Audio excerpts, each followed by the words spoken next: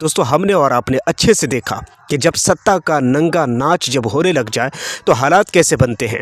इस वक्त में एक बड़ी खबर और बड़ी अपडेट के साथ में आ चुका हूं। खबर यह है दोस्तों कि इस टाइम में ईरान के अंदर कोशिश हुई थी कि तख्ता पलट की जाए। अब मैं किसी चीज़ के फेवर में या किसी चीज़ के ख़िलाफ़ मैं बात नहीं करता। आपको पता है कि मैं जितनी भी बातें करता हूं वो अक्सर मैं फैक्ट पर आधारित बातें करता हूं। अब इस वीडियो में ख़ासकर जो फैक्ट है उस पर बात करने वाले हैं। सोचने वाली बात यह है दोस्तों कि एक ऐसी ताकत जिसने पूरी ताकत लगा दी कि ईरान के अंदर सत्ता पलट की जाए।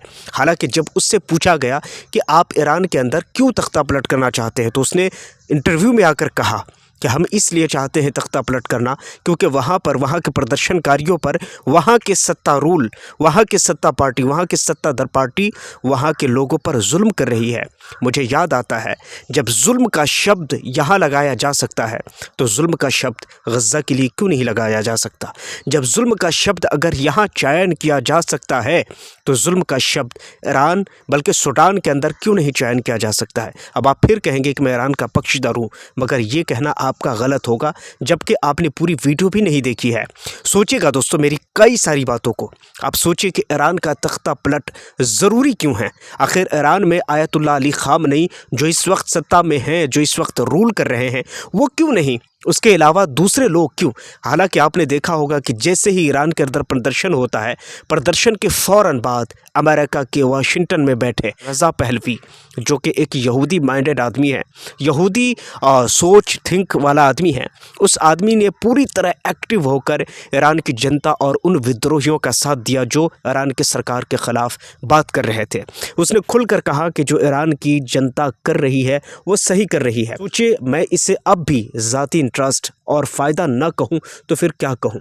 क्या ईरान की जनता के लिए ये सब था? मुझे लगता है नहीं। और इस चीज़ को प्रूफ करना मेरे लिए बहुत इजी है और मैं बहुत आराम से प्रूफ भी कर सकता हूं। सोचिए कि आप वो रज़ा पहलवी जो ईरान में भी नहीं है लेकिन वो ईरान की जनता के साथ खड़ी है।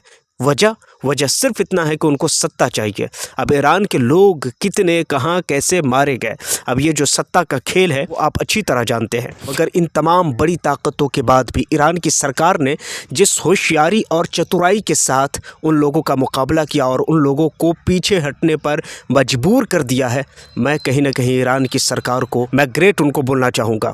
और इसके पीछे रीज़न ये है दोस्तों, अभी जो इस वक्त की जो खबर है वो आप देखिए, माइंड की खबर है, आपकी मोबाइल स्क्रीन पर है। इस टाइम में एक अहम और एक यूनिक चाल चली गई। जैसा कि ईरान के अंदर में प्रदर्शनकारियों पर यकीनन उनकी कार्रवाई में कई लोग मारे गए और उन मारे जाने वालों में एक अहम चाल जो चली गई जो कि वहाँ के विदेश मंत्री मसूद पेज़ेश्कियान है उनकी तरफ से, कि अब जो सरकार के हिमायती है, क्योंकि हर जगह पर आप अगर देखेंगे तो कहीं उनके सपोर्टर भी होते हैं तो कहीं उनके ख़िलाफ़ भी लोग खड़े होते हैं। अब जो सरकार के सपोर्टर है वो अब अपने हाथों में ईरान का फ्लैग लेकर रोड पर निकल चुके हैं। जिस तरह ये विरोध प्रदर्शन करते हैं सरकार के ख़िलाफ़, अब उसी तरह सरकार की हिमायत में, सरकार के पक्ष में, अब उसी तरह ये लोग अपने हाथों में ईरानी झंडा लेकर और बिल्कुल ईरान के सरकार के सपोर्ट में आकर खड़े हो गए हैं। और ये हिकमत, ये सोच, ये थिंक कहीं ना कहीं ईरान की सरकार को बचा गई है। ईरान की सरकार में जो लोग विरोध प्रदर्शन कर रहे थे और जो लोग मारे गए उनके लिए शोक व्यक्त की है, उनके लिए कहा कि जो कुछ हुआ वो गलत हुआ, जो कुछ हुआ वो नहीं होना चाहिए। अब इसकी वजह से कहीं ना कहीं तो जनताओं का तकरार हो गया है। अब ये सारी चीज़ें इतनी कठिन हो गई है दोस्तों कि बाहरी लोगों का इंटरफेयर करना मुझे लगता है कि बहुत ज़्यादा मुश्किल हो गया। हालांकि आप देखेंगे ईरान ऐसी जगह है जहां पर लगातार सियासत खेली जा रही है उसकी सरकार को पलटने के लिए। फिर मैं आपसे कहता हूं कि जितने लोग विरोध प्रदर्शन कर रहे हैं ज़रा उन लोगों को भी तो देखिए, वो लोग विरोध प्रदर्शन क्यों कर रहे हैं। आप अगर उसकी रियलिटी चेक करेंगे तो रियलिटी ये है, उसकी जो रियल है वो लगातार ऊपर नीचे अप डाउन हो रहा है, जिसकी वजह से लोगों को परेशानी हो रही है। अब वहाँ पर जो सरकार है, आयतुल्लाह अली ख़ामनेई की जो सरकार है, उसे ये सुनिश्चित करना चाहिए, उसे ये यकीन दिलाना चाहिए कि वह ईरानी जनता के साथ इस प्रॉब्लम का हल वो जल्दी निकालेंगे।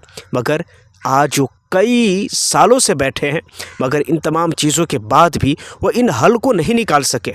ऐसा नहीं है कि आप किसी एक को जो विरोध प्रदर्शन कर रहे हैं सरकार के ख़िलाफ़ वो गलत है, ठीक है, वो गलत है, विरोध प्रदर्शन करना उनके लिए गलत है। तो क्या इस तरह की परेशानियों का जो सामना कर रही है ईरानी जनता अवाम, क्या वो सही है? बिल्कुल नहीं, उसे भी जस्टिफाई नहीं किया जाना चाहिए। हर चीज़ें गलत नहीं होती है भाई, हर चीज़ें सही नहीं होती है, याद रखिएगा। कुछ चीज़ें कुछ इंसान के अंदर सही होती है और कुछ चीज़ें कुछ इंसान के अंदर गलत होती है। अब ये सारी चीज़ों को अगर देखा जाए, हाँ, मैं इस टाइम में इतना ज़रूर कह सकता हूँ कि ईरान के अंदर जो हुआ है कहीं ना कहीं वो तगड़ा वाला मामला हुआ है और कहीं ना कहीं जो सरकार गिरने से रोका गया है, आप ये समझ लीजिए कि ईरान की बर्बादी से रोका गया है।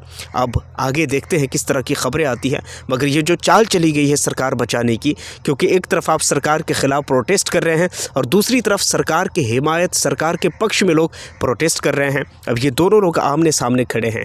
एक तरफ तो ईरान के झंडा को बदल कर और फिर मैदान में आकर प्रोटेस्ट किया गया कि हाँ, ईरान का झंडा अब ये नहीं रहा, लेकिन दूसरी तरफ वही ईरान का झंडा उठाकर और बड़े बड़े लोग जो कि विदेश मंत्री की तरफ से और जो सरकार के पक्षधर हैं उनकी तरफ से, वो तमाम लोग फिर सड़कों पर आ गए।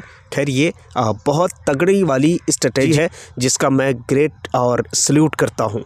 यकीनन सरकार बचाना बड़ा मुश्किल था, लेकिन इस वक्त खबर ये है कि सरकार तो बच रही है, मगर एक सवाल भी है, क्या सरकार बचने के बाद जिस प्रॉब्लम की वजह से इतना सारा मामला क्रिएट हुआ है, क्या वो सही हो पाएगा या नहीं? खैर, आप क्या सोचते हैं इस बारे में नीचे कमेंट सेक्शन में ज़रूर बताइएगा। पहली बार अगर चैनल पर आए तो चैनल को ज़रूर सब्सक्राइब कर लीजिए, बेल आइकन को प्रेस कर लीजिए। अपना बहुत सारा ख्याल रखिए। मिलता हूँ किसी और वीडियो टॉपिक के साथ, जब तक के लिए थैंक यू फॉर वॉचिंग।